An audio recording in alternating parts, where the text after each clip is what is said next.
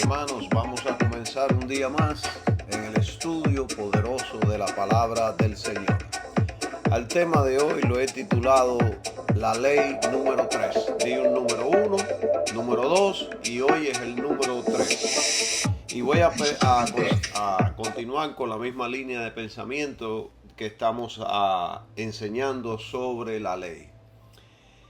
Y hay maestros que no están de acuerdo con lo que es la definición de la ley que yo di en el estudio número 2.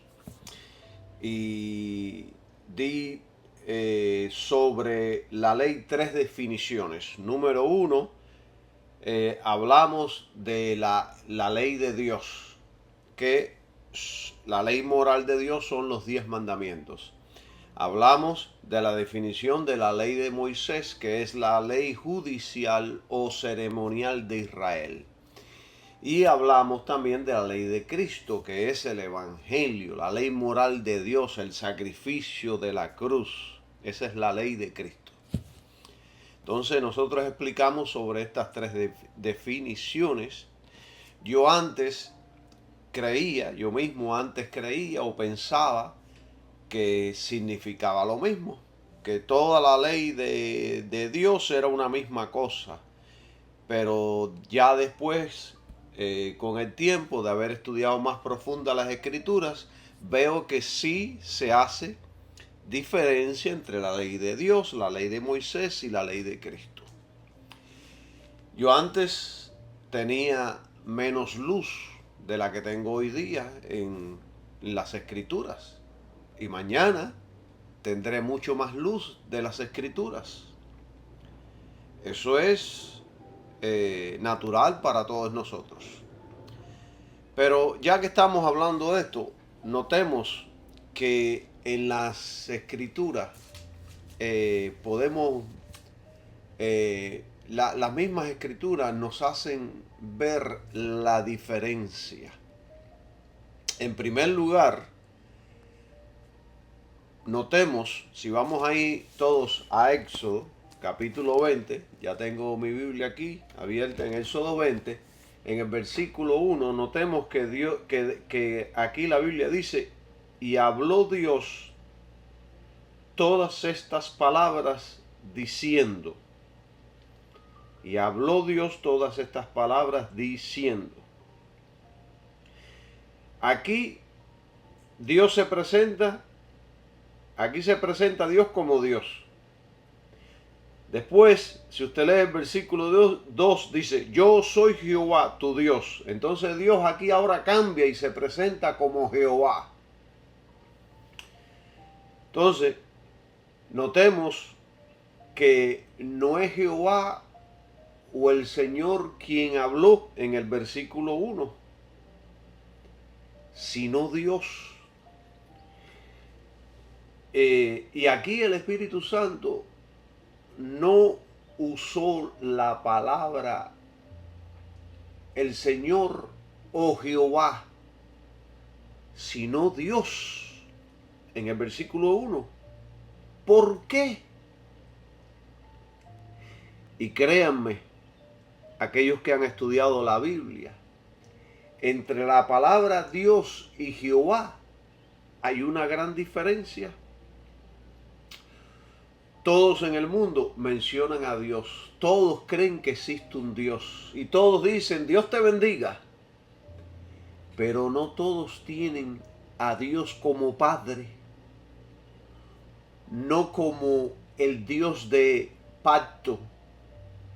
Como el Señor Todopoderoso que obedecemos.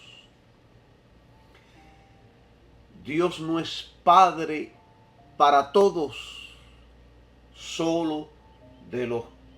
Él solo es el Padre de los que han creído y están viviendo para su Hijo Jesucristo. Por supuesto que todos somos criaturas de Dios, pero no todos somos hijos. Entonces, después leemos en el versículo siguiente que dice, En el 2, yo soy Jehová tu Dios, que te saqué de la tierra de Egipto, de casa de siervos, o sea, de casa de esclavos. Ellos eran esclavos en Egipto. Y cada uno de estos nombres posee un significado definido y distinto.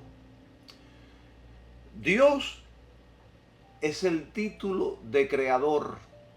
Ahí si usted va a Génesis, capítulo 1, versículo 1, dice, en el principio creó Dios el cielo y la tierra.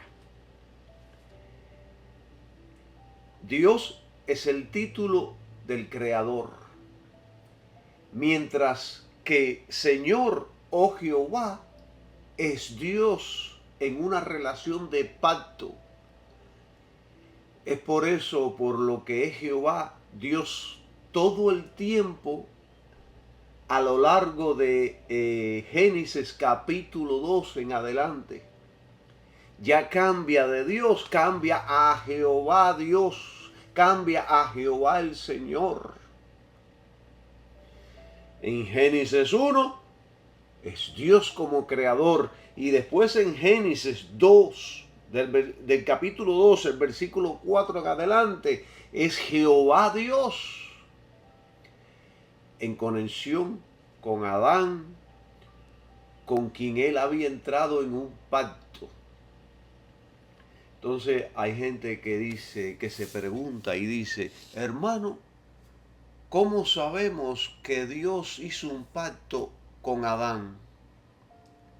Primero que nada, se sabe por lo que leemos en los primeros capítulos del Génesis y por las consecuencias de su desobediencia.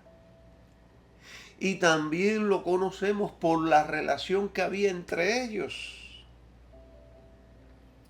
Era una relación de padre a hijo, una relación de pacto. Y segundo, también lo sabemos por lo que dijo el profeta Oseas. Él dijo allá en Oseas 6:7 que Adán traspasó el pacto. Adán violó el pacto. Adán falló en mantenerse en el pacto que Dios había hecho con él. Adán estaba en pacto con Dios, pero no lo cumplió. Y por eso cayó. Y junto con Adán caímos toda la raza humana. Porque Adán era nuestro representante, nuestra cabeza. Y así como en él caímos todos, también en el último Adán, que es el Señor Jesucristo, todos recibimos vidas si creemos en él. Todos somos resucitados juntamente con él si creemos en él. Porque Cristo ahora es nuestro representante, nuestra cabeza. Alabado sea el nombre de Jesús. ¡Qué poderoso! ¿Entienden? Entonces, esto es importante porque el hecho de que Éxodo capítulo 20 abre con y Dios habló todas estas palabras, esto prueba que los 10 mandamientos no fueron y no son designados solamente para Israel. No solo es para el pueblo del pacto, Israel, sino que los 10 mandamientos son para todo el género humano. Toda la raza humana está bajo las demandas de la ley moral de Dios. Es por esa razón que no cumplir con sus demandas Es por esa razón que al no cumplir con las demandas de la ley moral de Dios, todos están bajo la sentencia de la ley. Todos están bajo la sentencia de la ley, porque no hay hombre que pueda cumplir la sentencia de las justas demandas de la ley. Porque la Biblia dice, pues todos pecaron, están destituidos de la gloria de Dios, de la presencia de Dios. No hay justo, no hay ni siquiera un justo. Toda la raza humana está en la necesidad de un Salvador. Cuando aceptamos a Cristo, morimos entonces a la sentencia de la ley. Morimos a las justas demandas de la ley. Porque Cristo pagó por la maldición que estaba sobre nuestras cabezas judicialmente, o sea, legalmente. Todos estábamos bajo maldición. La ley nos había declarado malditos, porque nadie ha podido cumplir con la ley moral de Dios. Entonces, el uso del título Dios en Éxodo 20, capítulo 1, es el más lleno de fuerza, porque en los versículos después, si usted sigue leyendo Éxodo capítulo 20, después en los versículos 2, 5, 7, 10, 11 y 12, el nombre de Jehová es nombrado. Y es nombrado allí porque es a Israel a quien se está dirigiendo. El nombre Jehová Dios habla como de una relación de padre a hijo. Dios primero se presenta a toda la raza humana y después se presenta como un Dios de pacto, como de padre a hijo, a la nación de Israel. O sea que la ley moral de Dios es para toda la raza humana. ¿Entienden? Y mientras vamos estudiando estas cosas, yo les voy a ir agregando escrituras y agregando revelación e entendimiento sobre todo esto que estamos hablando. Entonces, en segundo lugar, los 10 mandamientos, y solo ellos, de todas las leyes que Jehová Dios dio a Israel, de todas las leyes, de todos los preceptos, de todos los mandamientos que Dios le dio a Israel, la única ley que fue escrita por el dedo de Dios fue los 10 mandamientos. Y estos 10 mandamientos Dios los dio con las manifestaciones más poderosas y maravillosas que alguien pueda ver. Todas las demás leyes y preceptos fueron dados a Moisés más adelante, mientras que la nación se formaba, se organizaba, iba creciendo. Pero los 10 mandamientos fue un espectáculo de proporciones que solo Dios puede producir. Y si leemos ahí mismo en Éxodo capítulo 20, del versículo 18 al 20, podemos ver este espectáculo, esta gloria, esta manifestación que se produjo cuando Dios estaba dando la ley. Yo se lo voy a leer. Dice, todo el pueblo percibía los truenos y relámpagos y el sonido de la trompeta y el monte que humeaba. O sea, que mientras Dios estaba ahí dando la ley, había truenos, relámpagos, sonidos de trompeta y el monte echaba humo por todos los lados.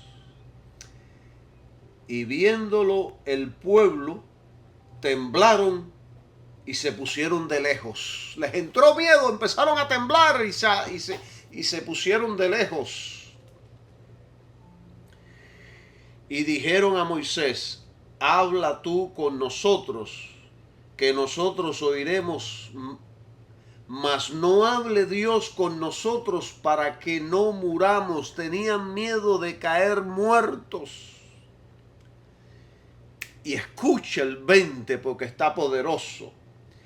Y Moisés respondió al pueblo, no temáis, que para probaros vino Dios y para que su temor esté en vuestra presencia y no pequéis, y no pequéis. Dios quiere que no pequemos. Dios quiere que eliminemos el pecado de nuestra vida. Fue en el pasado y es también en el presente.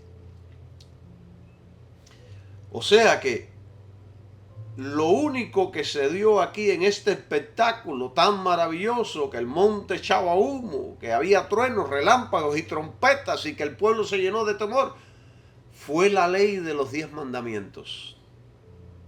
La ley de Dios. En tercer lugar, esto es para definir por qué hay diferencia entre la ley de Dios y la ley de Moisés y la ley de Cristo. En tercer lugar, los 10 mandamientos, y solo ellos, de todos los estatutos de Jehová para Israel, fueron escritos sobre tablas de piedra por el dedo de Dios. Y entonces nos preguntamos, ¿por qué en tablas de piedra? Fueron escritos así para mostrar su naturaleza duradera e imperecedera. Yo he visto en libros y documentales señales y escritos de civilizaciones de hace de miles de años atrás que tallaron en piedra sus pensamientos e historia y todavía están intactos y todavía siguen descubriendo escritos que fueron tallados en piedra. Y Dios lo hizo con los 10 mandamientos. Dios nos mostró con este hecho que los 10 mandamientos son eternos, porque es parte de su naturaleza, de su moral eterna. Pero después vemos con el Señor Jesucristo que replica a su Padre, escribiendo en el suelo cuando acusaban a la prostituta que querían apedrear. Y tenemos que hacerlo esta misma pregunta. ¿Qué escribió Jesús? ¿Usted sabe? Yo no sé. La Escritura no lo revela. Nadie sabe, es un misterio. Pero además este incidente tuvo lugar en el templo y el suelo del templo estaba pavimentado. El suelo era de piedra, era sólido, y en ese suelo, quizás lleno de polvo, Jesús escribió algo.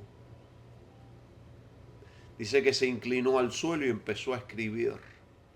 Y después se levantó y dijo, el que esté sin pecado, que tire mi primera piedra. ¡Qué poderoso es Cristo! Alabado sea el nombre de Jesús. ¡Qué poderoso! Alabado sea Dios. En cuarto lugar, los 10 mandamientos fueron puestos dentro del arca. Todos los otros mandamientos fueron dados a Moisés. Después, ninguno se puso dentro del arca. Solo los 10 mandamientos. Y si vamos ahí a Hebreos capítulo 9, lo dice también en el Antiguo Testamento, pero yo quiero llevarlo mejor a Hebreos, capítulo 9, versículo 4, dice, el cual tenía, hablando del arca, el incensario de oro y el arca del pacto cubierta de todas partes alrededor de oro, en la que estaba una urna de oro que contenía el maná, que es un tipo de Cristo, el pan que descendió del cielo, y la vara de Aarón que reverdeció. Y dice el final, y las tablas del pacto. ¿Qué tablas son estas? Las tablas del pacto. Si usted se va a Éxodo 25:16, Éxodo 25:16 dice así: y pondrás en el arca el testimonio que yo te daré. ¿Cuál fue el testimonio que Dios le dio a Moisés? Los 10 mandamientos. Estos 10 mandamientos fueron, estas 2 tablas de piedra, fueron puestas dentro del arca. Miren, hermanos, para que podamos entender un poco mejor, un tabernáculo o una tienda para Dios fue construida por el pueblo de Israel. Y dentro, al final, en la parte más oscura, un arca fue colocada, en la cual las 2 tablas de piedra de la ley fueron depositadas allá adentro. 5 en cada tabla. Habían 2 tablas, 5 mandamientos en una tabla, los otros 5 en la otra tabla. La primera tabla es nuestra responsabilidad hacia Dios y la segunda, nuestra responsabilidad hacia el prójimo. El arca fue formada de la madera más fuerte y duradera. Fue cubierta de oro por dentro y por fuera. Sobre ella fue colocado una tapa que se llamaba el propiciatorio. Y esto llegó a ser el trono de Jehová en medio de su pueblo. No se puso la ley dentro hasta que el tabernáculo fue terminado. Y en ese lugar Dios puso su habitación junto con los 10 mandamientos en medio de Israel. O sea que yo veo una gran diferencia de los 10 mandamientos, la ley moral de Dios, al resto de las otras leyes. Claro que hay una gran diferencia si yo se lo estoy mostrando a ustedes por las Escrituras. ¿Entienden? Allí en ese lugar Dios habitaba. Su presencia estaba en ese lugar. Yo me lo puedo imaginar aquí en la mente. Yo lo veo. Usted puede entrar ahí en internet, en Google, y poner el tabernáculo de Moisés y puede ver el arca allá que estaba al final con 2 querubines, 2 ángeles que con sus alas cubrían. Es como si el Señor quiso decir a Israel que la ley moral era la base de todos sus tratos gubernamentales con ellos. Y notemos algo, según eruditos bíblicos, esta tienda con todo lo que contenía tipificaba a Cristo y la obra de la cruz. Yo en una ocasión estaba estudiando sobre todos los tipos y símbolos y yo me quedé maravillado cuando estudiaba todo esto, porque todo eso tipificaba la obra que Jesucristo iba a hacer cuando Él nació, cuando su ministerio, cuando fue crucificado, fue sacrificado como un cordero, cuando resucitó. Todo eso tipificaba a Cristo. Qué poderoso es Dios. Qué poderosa es la palabra de Dios. El arca esta que estaba ahí era de madera cubierta completa por oro, con oro por dentro y por fuera. Y esto tipificaba la humanidad y la divinidad de Cristo. Y dentro en su corazón, en el mismo centro del arca, estaba la ley de Dios. Y en el arca moraba Dios. ¿Están viendo la diferencia? ¿Están viendo la importancia? Y después el apóstol Pablo nos enseñó que en Cristo mora corporalmente toda la plenitud de Dios. Eso lo encontramos en Colosenses 2:9. En Cristo corporalmente mora toda la plenitud de Dios. Todo esto está súper claro. Yo se los he explicado muy detalladamente para que no queden dudas en la mente de todos aquellos que me están escuchando.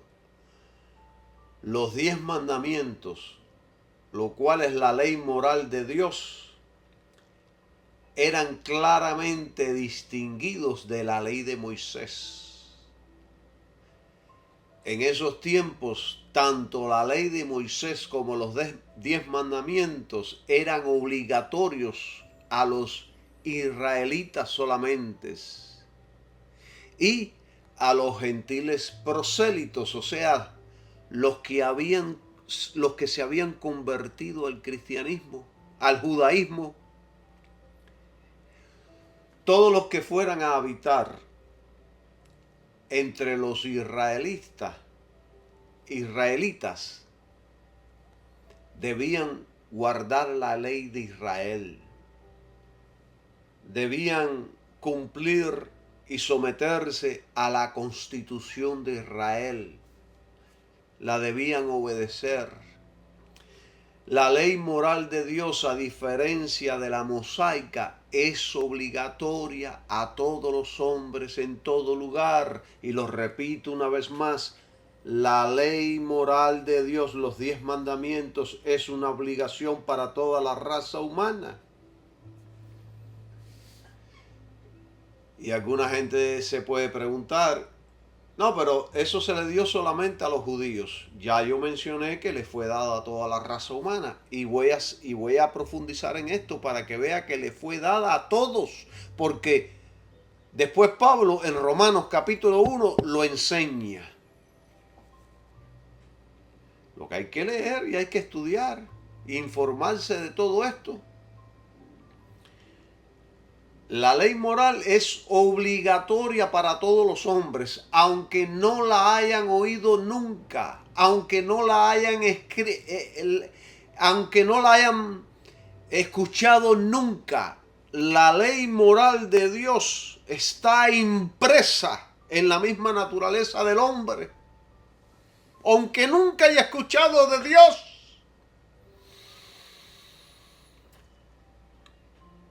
Miren, mis amados hermanos, si usted puede percibir esta distinción entre la ley de Dios, la ley de Moisés y la ley de Cristo, muchas dificultades sobre la ley de la gracia se van a aclarar. Muchas. Hay gente que pregunta, hermano Calisto, ¿eso significa que debemos guardar el sábado, el día de reposo? Esto no es un estudio sobre el día de reposo. Más adelante yo estaré enseñando con profundidad lo que significa. Pero hoy les diré solo una cosa que Cristo dijo a los fariseos. Les voy a decir algo para que no quede para que no quede esto vagando ahí en sus mentes y en sus corazones y no sepan. Yo les voy a dar un poquito de información sobre el día de reposo, sobre el sábado, y quiero que usted tenga la mente abierta. Vamos a Marcos capítulo 2 y vamos a leer algo poderoso que nos enseña aquí el Señor Jesucristo. Y lo voy a leer despacio para que usted entienda. Marcos capítulo 2, versículos 27 y 28. Dice, 2, 27 y 28. También les dijo, Jesús dijo, el sábado fue hecho por causa del hombre y no el hombre por causa del sábado. 28. Así que el Hijo del Hombre es Señor aún del sábado. Esto está poderoso. En otras palabras, el sábado fue hecho debido al hombre, no el hombre debido al sábado. El sábado era un día de reposo, precisamente para señalar el reposo espiritual que vendría en Cristo. Pero además de esto, pensemos y razonemos. Abra su mente ahora. Aparte de esto, que ya les dije, vamos a abrir la mente. No vamos a tener prejuicios ninguno. No los voy a tener. Mire, cuando usted vaya a estudiar las escrituras no puede tener prejuicios. Porque de lo contrario, puede estar diciendo algo claramente y usted no lo puede estar viendo. Usted sigue rechazándolo. Es como la gente, los católicos, que le dicen que no pueden hacer imágenes y adorarlas y ponerles velas y todas esas cosas. Porque tienen ojos y no ven, oídos y no oyen, boca y no hablan. Y ellos lo siguen haciendo, porque esa es mi tradición. Eso fue lo que me enseñó papá y mamá, mi abuelita. Bueno, tenga la mente abierta. Piense y razone en esto que yo voy a decir. Todos los seres humanos necesitamos un día de descanso en la semana. Un día para descansar de todo el trabajo. Hoy estoy descansando. Estoy relajado aquí en mi casa. Estoy estudiando las escrituras. Estoy enseñándolos a ustedes. Hoy voy a salir a hacer varias cosas. Lo que se me antoje. Voy a ir a cortarme el cabello. Voy a hacer ciertas cosas que necesito hacer. Voy a leer libros. Voy a leer la Biblia. Hoy voy a escoger el día para dedicarlo a Dios. Mañana también. Yo personalmente, cuando llega el viernes, es como si me inyectaran un nuevo brillo, porque no voy a trabajar el sábado ni el domingo. Todos necesitamos un día para adorar a Dios, aunque en realidad debemos adorar a Dios todos los días. somos un templo y el templo es un lugar de adoración, servimos a Dios todos los días. Pero la gran mayoría nos concentramos en un día en particular. Algunos van a la iglesia un miércoles, un jueves, otros un sábado, otros un domingo. Los cristianos, especialmente en los días apostólicos, escogieron el domingo para ir a reunirse porque fue el día que el Señor resucitó. Pero de nada de eso depende nuestra salvación. Nuestra salvación solo depende de lo que Cristo hizo en la cruz. Ahí es donde somos justificados. Nosotros los creyentes ahora somos un templo vivo, un templo andante, el cual adora a Dios todo el día, los 7 días a la semana. Pero escogemos un día para dedicarlo especialmente a Dios y descansamos de todo el trabajo, así como Dios descansó de toda su obra cuando creó, cuando recreó.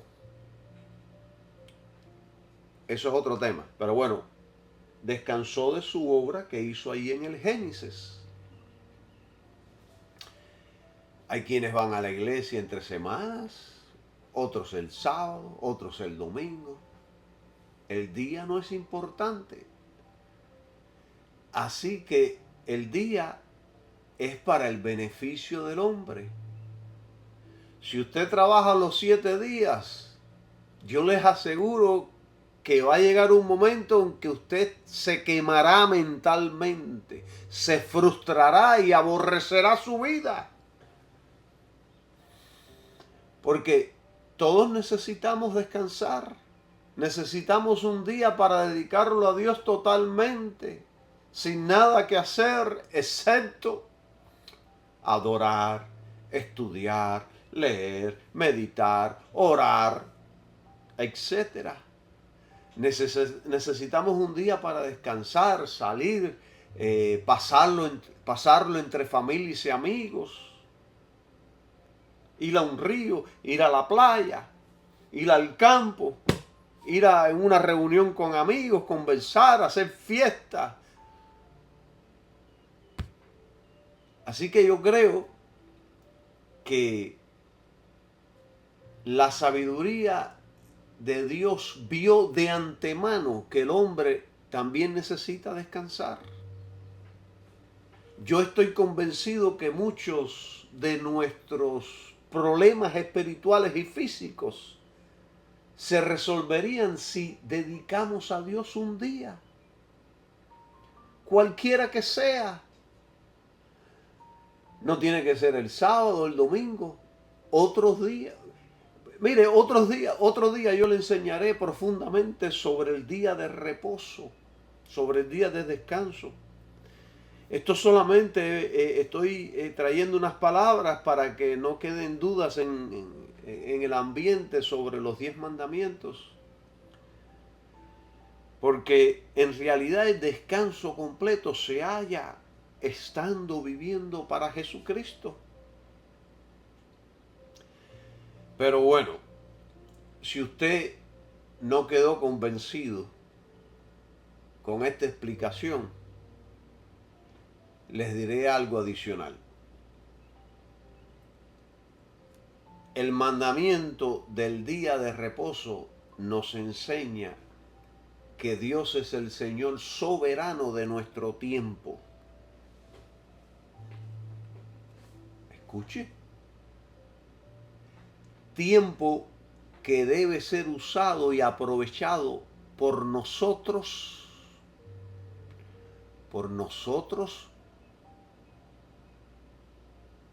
como cristiano, debe ser aprovechado justamente como Él ha especificado en su palabra. Esto se nos presenta como un mandamiento divino, no como una opción.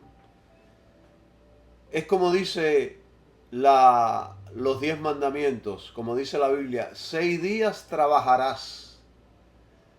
También se nos dice, acuérdate del día de reposo para santificarlo, para apartarlo para Dios. La voluntad revelada de Dios es que el hombre, hermanos, debe trabajar, no perder su tiempo. Pablo nos dijo, aprovechen bien el tiempo, no perezosos. Aprovechemos bien el tiempo, que el trabajar, miren, muchos de nosotros trabajamos 5 días a las semanas, otros trabajan 6 días. Y aquí muchos me van a criticar porque la Biblia dice que trabajemos 6, descansemos unos, que descansemos uno solo. O sea que el mandamiento divino es trabajar 6 días y descansar uno. Pero hay unos que trabajan 3 días, otros 4, otros 5. Yo particularmente trabajo 5 días y descanso 2 días. Pero yo trabajé por más de 30 años, 6 días, hasta que un día me cansé y le oré a Dios que quería por lo menos 2 días de descanso para dedicárselo a Él y a mi familia. Y bueno, esa oración, después de unos meses, creo que pasaron 2 o 3 meses, fue contestada. Vino la respuesta. Y ya llevo más de 5 años trabajando 5 días y descansando 2. Y en esos 2 días me dedico a estudiar, a adorar y a hacer mis cosas personales. Miren, yo les revelo algo. Aquel que nunca trabaja no es apto para la adoración. Trabajar es pavimentar el camino para la adoración. Al igual que la adoración nos prepara para el trabajo. Yo muchas veces, cuando llego a la casa, que he tenido un día muy fuerte, llego a la casa, me doy un baño, como algo y me siento en el sillón. Lo primero que digo cuando me siento así, cansado, es gracias Dios Santo, poderoso, en el nombre de tu Hijo, porque tengo un lugar donde descansar. Tengo un techo, tengo aire acondicionado, una buena mujer que me prepara una buena comida, un baño de agua fría. Alabado sea tu nombre. Tengo agua caliente y agua fría, pero me encanta en estos días calurosos, en vez de bañarme con agua caliente, me baño con agua fría y eso me renueva. Alabado sea su nombre. O sea que después del trabajo de todo el día, llego a la casa y es adorando a Dios porque puedo descansar. Qué poderoso es Dios, mis queridos hermanos. Y miren, para cerrar este estudio, y después voy a traer otro número 4, para cerrar con este pensamiento debo señalar algo importante que muchos maestros no comprenden, que el trabajo para el hombre no es una maldición como algunos enseñan. Tampoco es la consecuencia del pecado. Tampoco es la consecuencia de la caída. Porque antes de la caída, antes de que Adán fallara, antes de que Adán pecara, Dios lo puso en el huerto para que lo labrara y lo guardase, para que lo mantuviera. Y eso habla de trabajo. ¿Están entendiendo? Así que el trabajo es una bendición dada por Dios al hombre. También los 10 mandamientos es una bendición de Dios dada al hombre. Fue implantada, Dios le dio una similitud desde la creación. En cuanto Dios creó al hombre, le dio una similitud de su ley moral al hombre en su interior. O sea que el hombre sin tener ley, sin haberlo oído ley, sin haberlo oído, sin haber leído, sin que nadie le diga, él en su interior sabe lo que es bueno y lo que es malo. Todos lo sabemos. Lo que pasa es que cuando nos sumergimos en el pecado, cuando nos sumergimos en la corrupción, eso nubla nuestros razonamientos y pensamientos para que veamos las cosas claramente. Por eso es importante el estudio de las Escrituras. Y entenderla, pedirle a Dios luz, pedirle a Dios que nos revele, pedirle a Dios que nos libre de errores y que si estamos en algún error que Él nos lo muestre y que seamos lo suficientemente humildes para reconocerlo y apartarnos. Bendiciones para todos y que pasen un maravilloso día. Hoy esto es todo.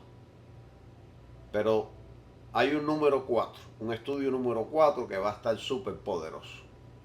Bendiciones para todos y que tengan un maravilloso día. Amén.